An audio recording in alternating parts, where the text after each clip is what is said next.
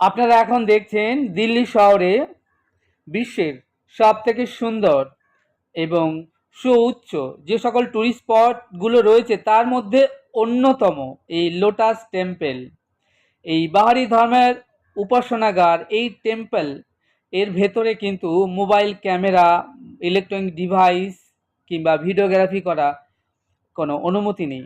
তবুও শুধুমাত্র এই লোটাস টেম্পলের ভেতরটা আপনাদেরকে ঘুরিয়ে দেখাবো বলেই একটা রিস্ক নিয়ে আমি এই ভিডিওগ্রাফিটা করলাম।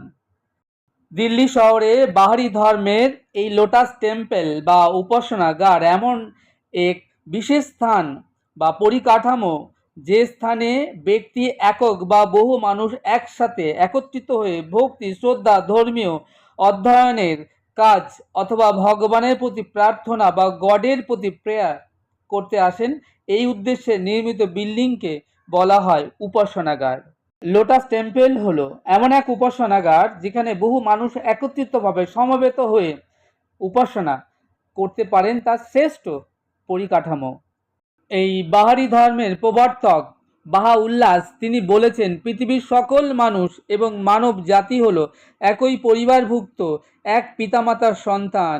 তাদের এইভাবেই থাকা উচিত যেমনভাবে ভাই বোনেরা একসাথে একে অপরের সঙ্গে মিলেমিশে থাকে একই পরিবারভুক্ত হয়ে।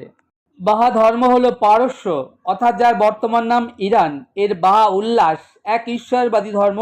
মানব জাতির ঐক্য হলো এই ধর্মের মূল ভিত। পৃথিবীর অষ্টম বৃহত্তম ধর্ম অনুসারী ভুক্ত এরা।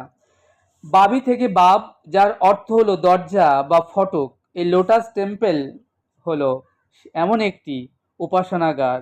আপনারা এখন দেখছেন দিল্লির শ্রেষ্ঠ ট্যুরিস্ট স্পটগুলোর মধ্যে অন্যতম লোটাস টেম্পল এবং আমি শ্যামসুন্দর আপনাদেরকে এতক্ষণ ধরে ঘুরিয়ে দেখালাম দিল্লির লোটাস টেম্পল এবং সেই সঙ্গে আপনারা শ্রবণ করলেন লোটাস টেম্পল সম্পর্কিত বহু নানান জানা অজানা নানান কথা।